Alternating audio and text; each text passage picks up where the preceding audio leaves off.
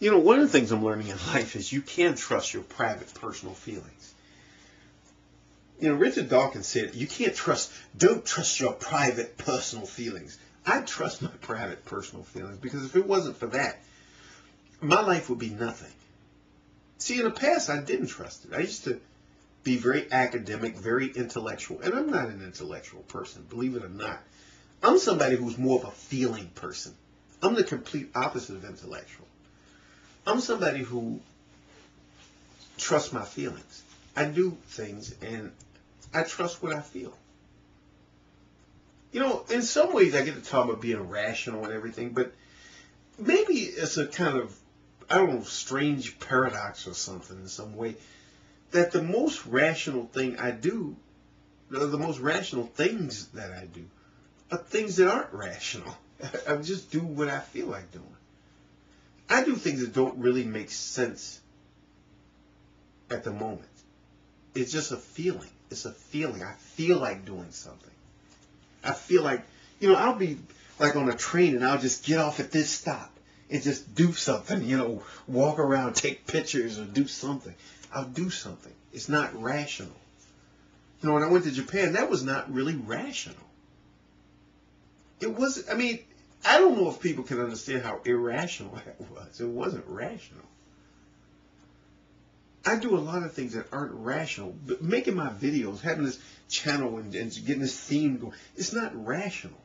But it's just a feeling. I'm trusting this inner feeling. I'm trusting what made me. Something made me. Whatever that energy, it's like Wayne Dyer says, there is a force and energy in the universe that made everything. It's the thing that makes the flowers grow and the sun come up in the morning. It makes the earth rotate on its axis and go around the sun. Whatever that force, all that, whatever that is, that's God to me. That's God is everything. You can call it any other name. I don't care what names. I'm not into the academics.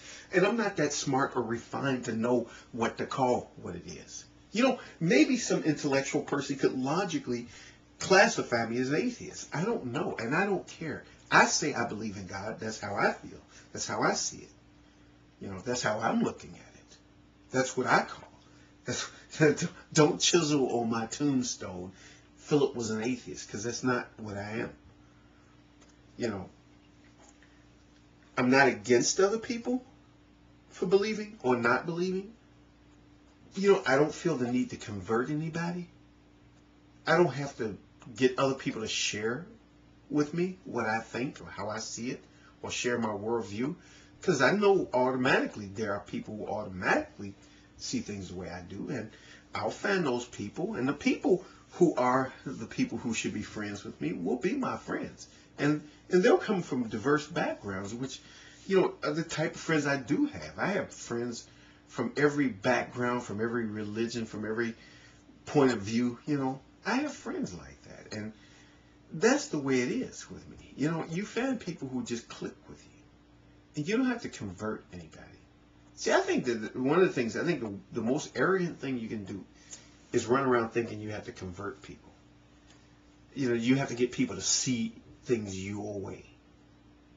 You have to get people to look at the world the way you see it. No. I can accept other people who see the world differently. The only thing that matters to me is that you treat me well and I treat you well. If we can get together and we can treat each other with dignity and respect, and we can get together and have fun and enjoy life and do things together and just have a great time, I don't care what you believe. And you really don't care what I believe, do you? What you care is how I treat you. And what I care about is how you treat me. That's what really counts when you really get down to it. That's what it's all about. I think all this stuff about, you know, I watch all these channels and I watch all these arguments and people attacking each other, and, you know, well, this person is stupid because he says this and he says that, and look at what he said and look at what that person did. You know, and I get to thinking that's so interesting that people feel that they have to put the other person down. You have to shrink that person, you know. You have to belittle that person. You have to own that person. That's a word everybody likes to use, people owning people. And I don't feel like I have to own anybody or put somebody down or show them that they're stupid. You know, I can just accept people for what they are. You know, you are what you are. And I am what I am, and it's okay. And it's okay to just simply be yourself. You don't have to prove anything to me, and I don't have to prove anything to you. To me, that's the best friendship. The best friendships you can have are the ones where you don't have to prove yourself to the other person, and they don't have to prove themselves to you.